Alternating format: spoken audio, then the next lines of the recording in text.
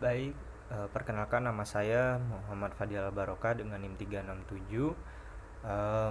Di sini saya akan menjelaskan tentang desain barang dan jasa. Nah, bisa kita lihat di sini em, pada barang dan jasa ini kami mengambil analisis yaitu break even point analysis, dan di mana kita bisa lihat pada bagian vertikal, garis vertikal itu menunjukkan amount atau jumlah dari barang tersebut, dan juga um, yang horizontal itu adalah volume atau unitnya. Nah, untuk garis merah ini itu merupakan total cost, dan juga untuk garis hijau itu adalah volume. Nah, untuk laporan observasi dan wawancara itu sendiri, strategi produk yang digunakan itu ada diversifikasi produk, private label, promosi menarik, dan penyesuaian dengan kebutuhan lokal. Um, untuk produk life cycle, produk private label, Alfamart sering memperkenalkan produk makanan olahan dengan merek sendiri. Setelah tahap pengenalan dan pertumbuhan yang sukses, mereka perlu melakukan inovasi pada rasa atau kemasan untuk mempertahankan minat konsumen di tahap uh, selanjutnya. Terus untuk company life cycle, siklus hidup perusahaan Alfamart sangat dinamis dan terus beradaptasi dengan lingkungan bisnis yang berubah. Keputusan desain produk dan jasa memainkan peran penting dalam setiap tahap siklus hidup tersebut. Dengan terus inovasi dan memahami kebutuhan konsumen, Alfamart dapat mempertahankan posisinya sebagai pemimpin pasar retail di Indonesia. Dan untuk rekomendasi sendiri, eh, review untuk perbaikan produk di sini, produk lokal berkualitas, Alfamart dapat lebih fokus pada produk lokal yang berkualitas dan juga mendukung UMKM. Ini dapat memberikan keunikan tersendiri bagi Alfamart sehingga eh, dapat lebih unggul dibandingkan kompetitor yang lain.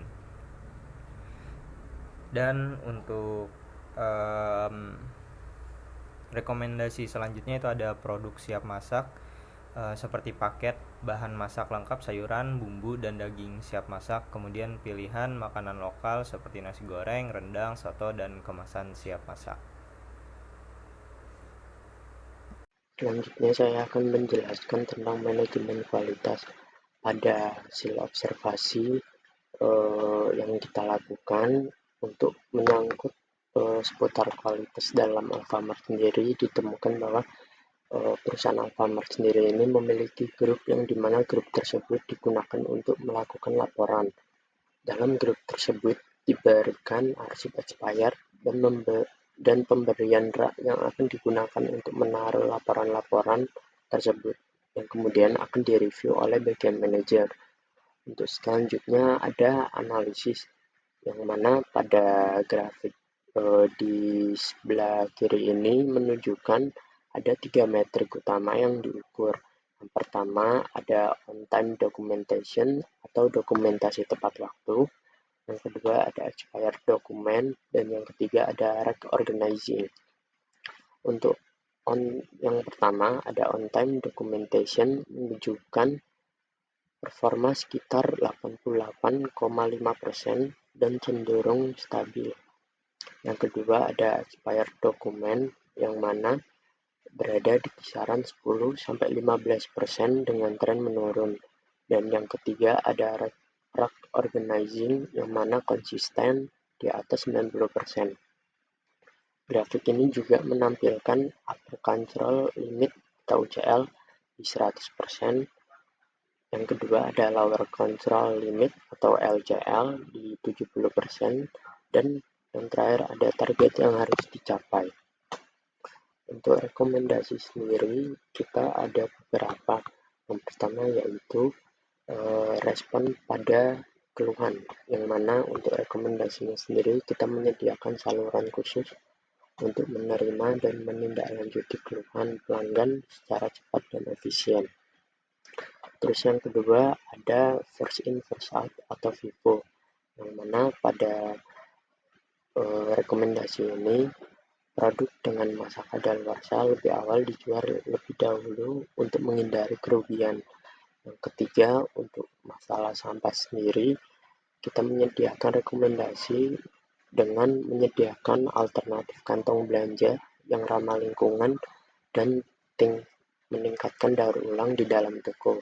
Dan yang terakhir, ada sistem self checkout yang mana rekomendasi ini sendiri berguna untuk mengurangi antrean panjang dengan memperkenalkan sistem kasir secara mandiri kepada konsumen. Mungkin itu saja yang bisa saya sampaikan. Selebihnya akan dilanjutkan oleh rekan saya. Oke, selanjutnya saya akan menjelaskan tentang desain, proses, dan kapasitas. Jadi untuk jenis prosesnya sendiri, Alfamart mengadopsi proses berulang yaitu repetitive proses. Dalam operasional proses ini dicirikan oleh produksi massal, produk yang serupa dalam jumlah besar dan juga berulang. Contohnya sendiri itu ada proses penerimaan barang, penataan barang di rak, dan transaksi penjualan. Untuk strategi proses sendiri itu ada standarisasi, ada efisiensi, fleksibilitas, dan juga teknologi.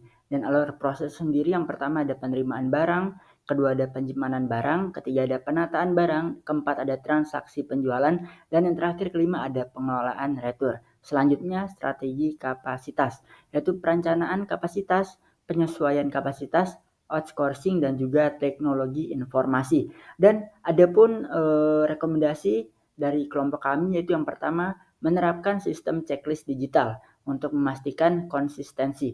Yang kedua itu menerapkan sistem FIFO yaitu first in first out yang lebih ketat. Yang ketiga meminimalisir cross traffic dalam alur penerimaan dan penyimpanan barang. Selanjutnya mengintegrasikan sistem POS dengan manajemen inventory. Selanjutnya akan dilanjutkan oleh rekan saya. Terima kasih.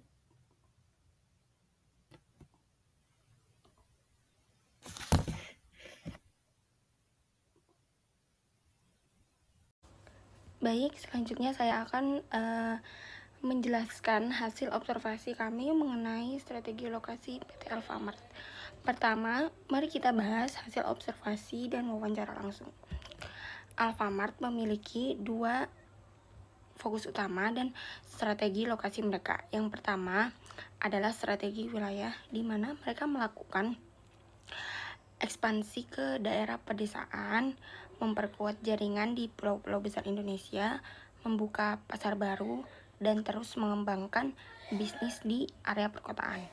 Yang kedua adalah pemilihan lokasi toko, di mana mereka mempertimbangkan beberapa hal penting seperti kemudahan akses bagi pelanggan, jumlah penduduk di sekitar lokasi, kedekatan dengan pusat keramaian, pesaing di sekitar, dan potensi perkembangan area tersebut di masa depan. Dari hasil analisis kami, terlihat bahwa Alfamart sangat terstruktur dalam mengelola jaringan toko mereka. Ini bisa dilihat dari diagram yang menunjukkan pembagian area dan sistem pengelolaan yang terorganisir.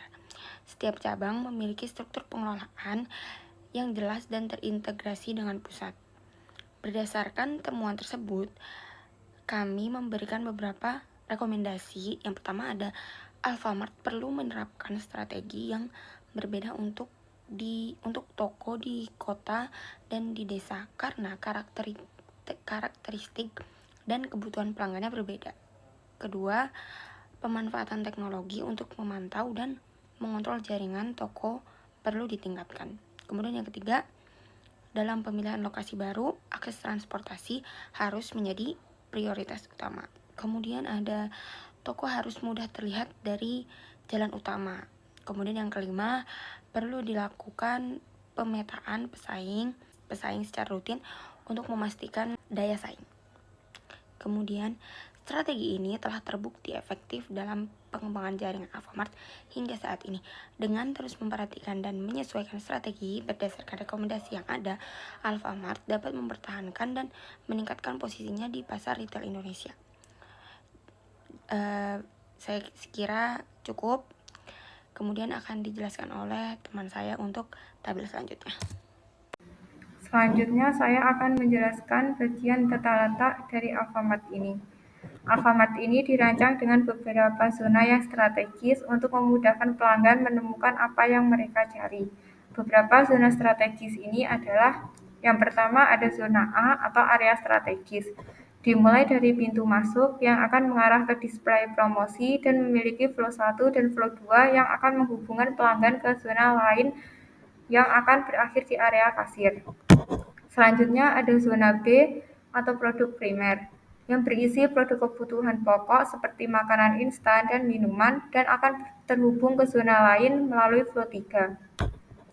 Selanjutnya ada zona C atau produk sekunder yang berisi peralatan rumah dan perlengkapan pribadi. Berikutnya ada zona D atau area khusus yang berisi produk segar, freezer, dan area layanan yang akan terhubung melalui flow 4, flow 5, dan flow 6. Alur pergerakan atau flow ini dibagi menjadi 6 bagian. Yang pertama, flow 1, yang akan menghubungkan display promosi ke zona B. Yang kedua, flow 2 menghubungkan display promosi ke area kasir. Yang ketiga, flow 3 menghubungkan zona B ke zona D. Yang keempat, flow 4 menghubungkan produk segar dengan zona lain. Selanjutnya ada flow 5 yang akan menghubungkan freezer dengan area kasir juga. Dan yang terakhir, flow 6 akan menghubungkan produk segar dengan area layanan. Selanjutnya, saya akan menjelaskan mengenai sumber daya manusia dan juga job design yang ada di Alfamart. Yang pertama ada persyaratan kompetensi karyawan yang mengutamakan beberapa kompetensi dasar yang harus dimiliki, antara lain ada keterampilan komunikasi, keterampilan interpersonal, ketelitian, kemampuan beradaptasi dengan baik, lalu orientasi pada pelayanan pelanggan yang harus memiliki fokus yang kuat untuk memberikan pelayanan terbaik. Lalu ada pembagian tugas dan deskripsi pekerjaan. Ini dirancang sesuai dengan jabatan masing-masing. Yang pertama ada crew store. Tugas utamanya ada melayani pelanggan dengan ramah, mengatur tata letak barang di rak, dan memastikan produk tertata rapi dan mudah dijangkau. Yang ketiga ada melakukan transaksi penjualan dan memastikan proses pembayaran berjalan lancar.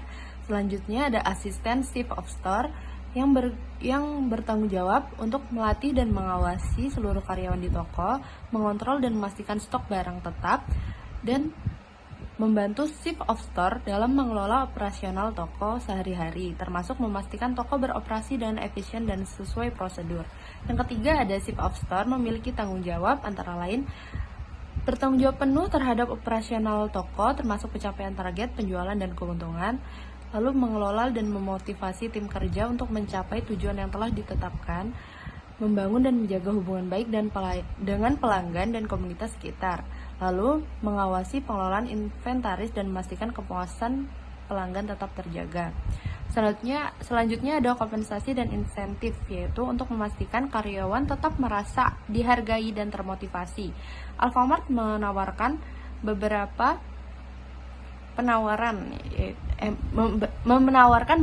sistem kompensasi yang adil. Yang pertama ada gaji pokok, disesuaikan dengan posisi dan pengalaman kerja, dan itu dibayarkan setiap bulannya. Lalu ada tunjangan seperti tunjangan kesehatan, transportasi, dan lain-lainnya.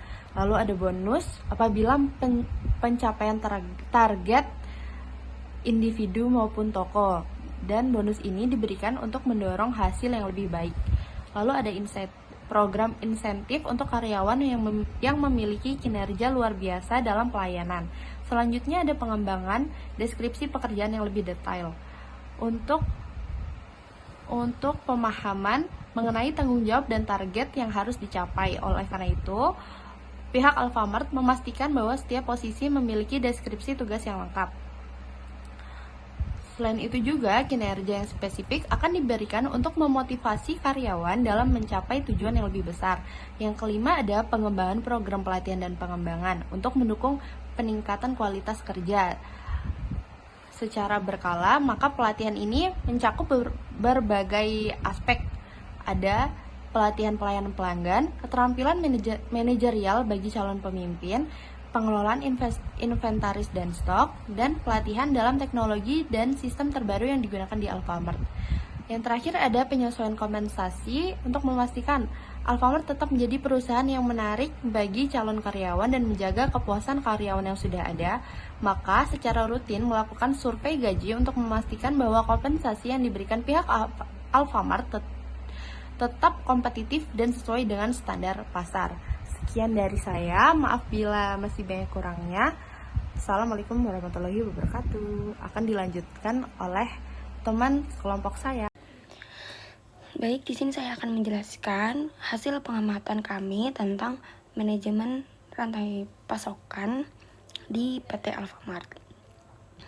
Nah, berdasarkan observasi dan wawancara yang kami lakukan, Alfamart memiliki sistem yang ketat dalam memilih pemasok mereka. Ada beberapa kriteria penting yang mereka perhatikan, yaitu kualitas produk yang ditawarkan harus memenuhi standar, kemudian kemampuan pemasok dalam memproduksi barang sesuai kebutuhan, kemudian penawaran harga yang kompetitif, kemudian ketepatan waktu dalam pengiriman barang, kemudian reputasi pemasok di industri, kemudian kelengkapan dokumen legal. Dalam menjalin hubungan dengan pemasok, Alfamart menerapkan 3 strategi utama. Yang pertama, selalu memberikan umpan balik untuk perbaikan. Yang kedua, mengadakan pertemuan rutin untuk evaluasi. Yang ketiga, membangun kerjasama jangka panjang. Nah, dari hasil analisis yang kami gambarkan dalam Bill of Materials, kami telah memetakan alur dan komponen penting dalam rantai pasokan Alfamart. Diagram ini menunjukkan bagaimana berbagai elemen dan dalam rantai pasokan saling terhubung dan berinteraksi satu sama lain. Berdasarkan temuan kami, berikut beberapa rekomendasi untuk perbaikan. Yang pertama, perlu dibuat sistem penilaian berkala untuk mengevaluasi kinerja pemasok. Yang kedua, mengadakan workshop dan pelatihan bersama untuk meningkatkan kemampuan pemasok. Kemudian yang ketiga, melakukan pemeriksaan rutin terhadap kepatuhan legal dan regulasi. Yang keempat, mengotomatisasi proses pemesanan dan pelacakan pengiriman barang. Dengan menerapkan rekomendasi ini, kami yakin Alfamart dapat meningkatkan efisiensi rantai pasokannya dan membangun hubungan yang lebih baik dengan para pemasok. Baik, sekian dari saya. Selanjutnya saya akan menjelaskan tentang manajemen persediaan. Dari hasil observasi yang sudah kami lakukan, ditemukan hasil yang pertama, perusahaan Alfamart memasak persediaan toko hampir setiap hari, kecuali pada tanggal merah. Yang kedua, perusahaan Alfamart memasak persediaan toko dari warehouse. Untuk selanjutnya ada analisis, yang dimana pada sebelah kiri ada sebuah grafik. Grafik ini menampilkan 3 garis dengan periode waktu dari hari Senin hingga Sabtu. Untuk yang pertama itu ada garis biru atau inventory level. Garis biru ini menunjukkan tingkat persediaan yang dimulai dari sekitar 100 unit pada hari Senin dan cenderung menurun secara bertahap hingga hari Sabtu. Yang kedua ada garis merah atau reorder point, yang mana garis ini menunjukkan titik pemesanan kembali yang relatif stabil di sekitar level 25 sampai 30 unit. Dan yang terakhir ada garis hijau atau order quantity, yang mana garis ini menunjukkan jumlah pemesanan yang juga relatif stabil. Dari kami sendiri memberikan beberapa rekomendasi. Yang pertama yaitu melihat data historis untuk memprediksi permintaan barang di setiap toko berdasarkan musim, tren penjualan, dan faktor lokal. Yang kedua, menentukan beberapa produk yang memiliki perputaran cepat. Yang ketiga, menerapkan sistem ERP untuk memantau stok secara real time. Dan yang terakhir, mengevaluasi secara rutin performa persediaan dan keakuratan prediksi permintaan. Mungkin itu saja yang bisa saya sampaikan. Selanjutnya akan dilanjutkan oleh rekan saya. Oke, baik. Selanjutnya saya akan menjelaskan tentang penjadwalan. Di sini bisa kita lihat, di sini ada analisis jadwal kerja harian Alfamart. Nah, kami kemarin sudah melakukan observasi dan juga wawancara Berikut adalah laporan dari observasi dan wawancara kami tentang penjadwalan atau schedule. Yang pertama itu dari jam 6.45 sampai jam 8 itu persiapan pegawai dan pembersihan toko. Pada jam 8 sampai jam 11 itu ada cek stok barang dan melayani pelanggan. Jam 11 sampai jam 12 itu adalah penerimaan barang baru. Jam 12 sampai jam 1 siang itu adalah istirahat bergilir. Jam 1 siang sampai jam 3 sore itu melayani pelanggan, recap stok barang, dan persiapan pergantian shift kedua. Lalu selanjutnya ada di jam 3 sampai jam 6 sore itu pergantian shift kedua, melayani pelanggan dan mengecek stok barang. Jam 6 sampai jam 7 malam itu jam istirahat. Jam 7 sampai jam 9 malam itu melayani pelanggan dan merapikan stok barang yang berserakan. Dan yang terakhir itu jam 9 sampai jam 10 malam itu persiapan tutup toko, rekap penjualan, menata ulang barang, dan mengecek keamanan toko. Nah, untuk rekomendasi yang kami ajukan sendiri itu menerapkan sistem pembagian tugas yang jelas antar pegawai, menggunakan sistem inventory manajemen digital untuk memudahkan cek stok, terus menyusun jadwal istirahat yang lebih fleksibel sesuai kepadatan toko, menyediakan sistem antrian yang lebih efisien saat ramai, menggunakan scanner untuk mempercepat proses check-in barang, dan juga menggunakan aplikasi untuk monitoring kinerja harian.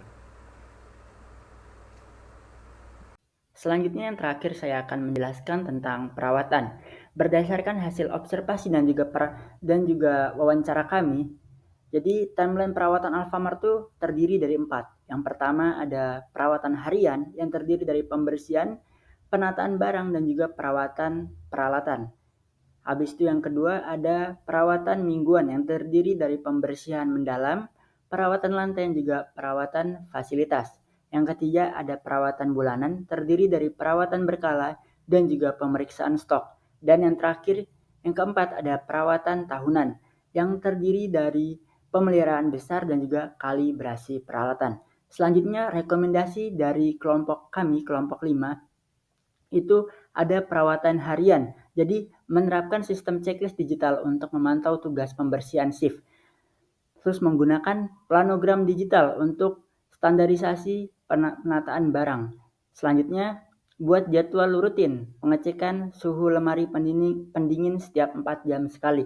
Perawatan mingguannya buat jadwal khusus untuk pembersihan mendalam di luar jam operasional. Selanjutnya menerapkan sistem rotasi area untuk perawatan lantai yang lebih efisien. Selanjutnya melakukan pemeriksaan CCTV dan sistem keamanan secara rutin. Selanjutnya perawatan bulanan. Jadwalkan maintenance AC atau pendingin ruangan dan sistem pendingin dengan vendor tetap. Selanjutnya implementasi sistem stok opname digital untuk efisiensi waktu. Selanjutnya lakukan evaluasi, planogram, dan performa produk. Yang terakhir perawatan tahunan. Buat rencana renovasi dan upgrade fasilitas berdasarkan prioritas. Jadi mungkin yang dapat disampaikan oleh kelompok 5, di slide selanjutnya ini juga ada terdapat dokumentasi yang dimana kelompok kami melakukan observasi dan juga wawancara terhadap pegawai yang ada di Alfamart. Mungkin dicukupkan sekian. Terima kasih atas perhatiannya. Wabillahi taufiq wal hidayah. Wassalamualaikum warahmatullahi wabarakatuh. Terima kasih.